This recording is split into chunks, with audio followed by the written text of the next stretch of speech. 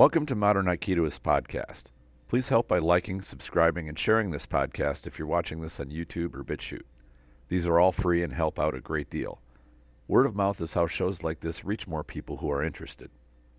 Another way you can support this podcast is by way of a PayPal tip jar. You can leave a donation of any amount you like or set up a monthly donation just like Patreon or Subscribestar. Only I don't make you pay for my content in order to hear it. I only ask for your support. There's a link in the description. I sincerely appreciate your interest and support. In today's podcast, I'm going into a subject somewhat related to the last episode regarding different types of violence. In this one, I'm going to discuss a topic which is often stated about there being no rules in a street fight. This statement is often made to marginalize and even disrespect sport fighters, which to me is not justified. I think the idea is that the presence of rules for safety somehow remove the effectiveness of a sport martial art. There's a tiny bit of truth to this, but there's a lot about that idea that is just not true. So what is true, what is an exaggeration, and what is false? Before I get into the specifics of the arguments we always hear, I want to go to a higher altitude, so to speak, and discuss the concept of rules in warfare or combat in general. That is, the abstract concept of there being some kind of limitation on what participants will or won't do when it comes down to fighting, when everything is on the line. We've all heard the phrase, all's fair in love and war. But what defines fair? When it comes to fighting, are there any rules?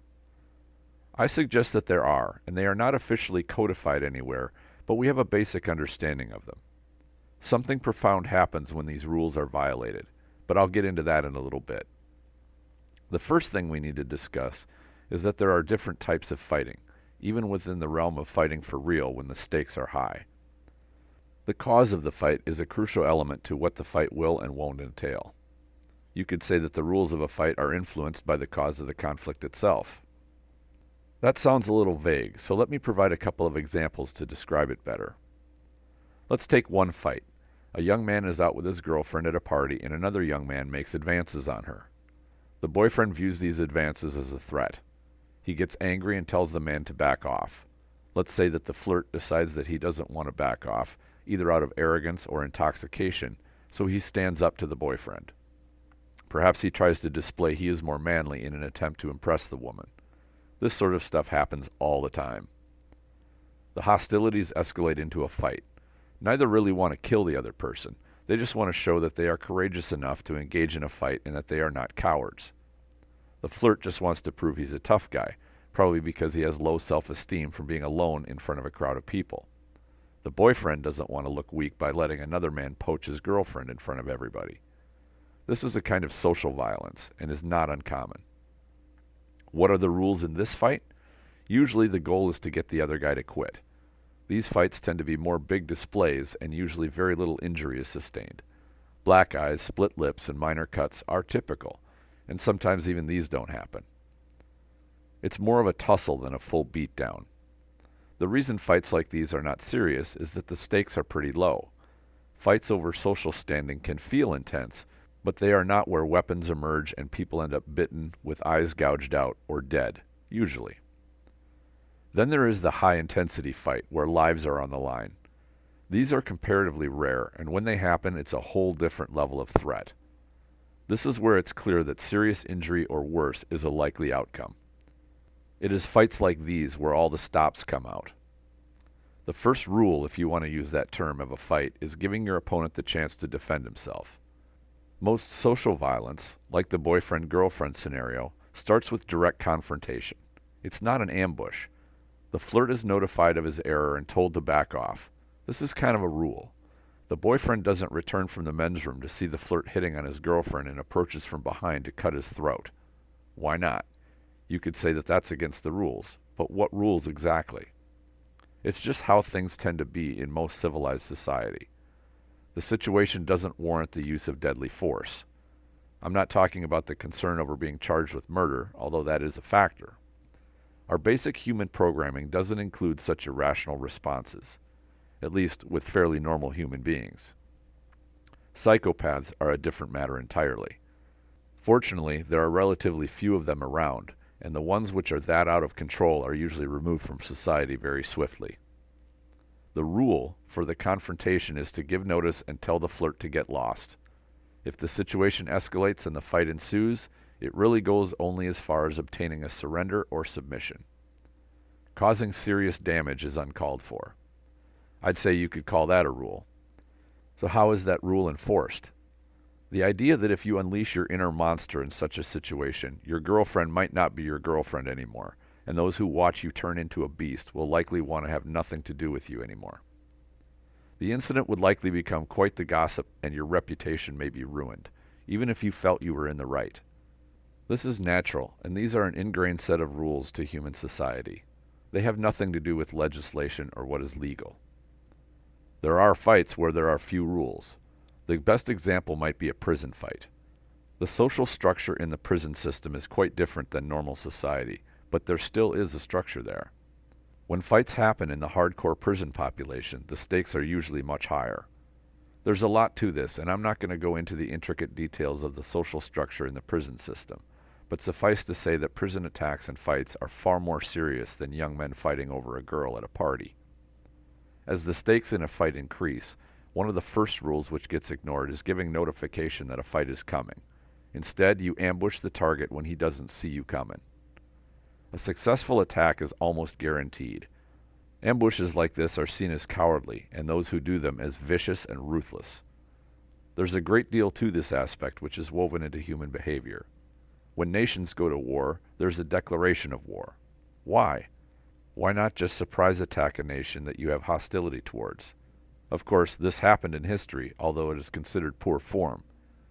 Two notable examples are the surprise invasion of Poland, which launched World War II in Europe, and the attack on Pearl Harbor, which created a wave of hatred towards the Japanese by the American public. So why bother? Who cares if your enemy hates you or not? It is war, after all. If you're going to engage in war or conflict, why not go all the way and be as vicious and ruthless as possible? Wouldn't that terrify your enemy and frighten them into submission? What if you proved through your actions that you were entirely without restraint and showed yourself to be an absolute monster? Imagine what would have happened had the U.S., during the Gulf War, taken Iraqi prisoners and chained them to the front of their tanks. At first, one might say that opposing forces would not fire upon U.S. tanks for fear of hurting their fellow soldiers. How would the U.S. public have felt about hearing of such behavior? War and conflict requires a certain level of support by the people of a nation. If it is too grotesque and monstrous, people will be outraged, resulting in turmoil and unrest at home. We in the U.S. saw this during the Vietnam conflict a great deal. The reports of objectionable behavior by the U.S. forces in the Middle East also created a lack of support for the wars there. Human beings have a natural resistance to violence. It seems this resistance is part of our human nature. It is a deep subject trying to describe why and how it works, so I'm not going to go into great depth about it here. It is true that normal human beings are not vicious or violent people by nature. The exceptions are psychopaths or those with mental problems of some kind. Those people exist, but they are not the norm. Humans are not the only animals who must be taught how to fight. Almost every predator species has some kind of mentoring to the young by the adults to teach them how to hunt. Wolf pups in the wild are taught how to bite, and even dogs must be trained how to bite effectively during police and attack dog training. One might think it is a natural trait for them, but it is not. Their instincts might have them able to nip at someone or something in defense, but it takes guidance for them to learn how to do it effectively. To wrap up the abstract concept of being ultimately brutal and vicious, it's just not part of normal human conflict. Anger and aggression are ugly and intense, but almost always stop well short of the level of viciousness and ruthlessness which is sickening. So how does this play out in a fight? What are the limits should we be attacked or engage in a fight? Will we be willing to go all the way into brutality with the intent of killing our opponent, or should we? The level of fear is a factor, and I think even more so are the particular circumstances. The human brain is able to quickly assess situations. If faced with a child going through a tantrum, who is yelling and screaming and waving their fists around, you're probably going to realize that this is a pretty low level of threat and act accordingly. On the other hand, two adults try to grab you in a dark parking lot and attempt to throw you into their van, you may realize you could be fast approaching the end of your life. Against these two, you would probably not hesitate to do everything you can to keep from getting abducted. Nothing would be off the table for you to use, and I don't think you would be wrong in doing so. The two most common attacks which are brought up to describe the viciousness of a fight are kicking someone in the groin and poking the eyes. That's only a start, though. There are quite a few others. There are things most people don't think of, but those who have been exposed to the most savage realms of humanity are familiar with. Things like clawing, gouging, ripping, or slapping ears. Also, biting. Using weapons falls into this category too. You could consider these rules of a sort.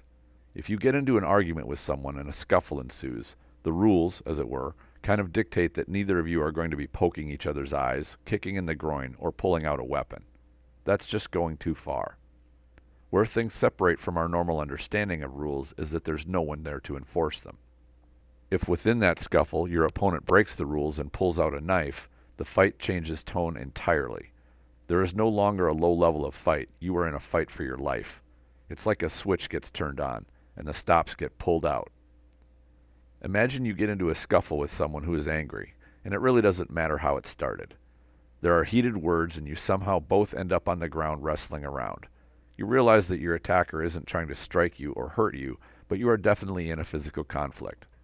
Perhaps you are experiencing discomfort because he fell on you and you're getting incidental knocks such as with knees and elbows. Nothing serious, and you're not enjoying it, but you're not in severe pain either.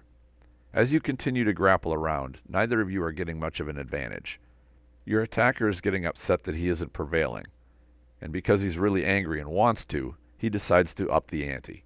He starts grabbing for your throat, groin, and starts laying in heavy strikes on you.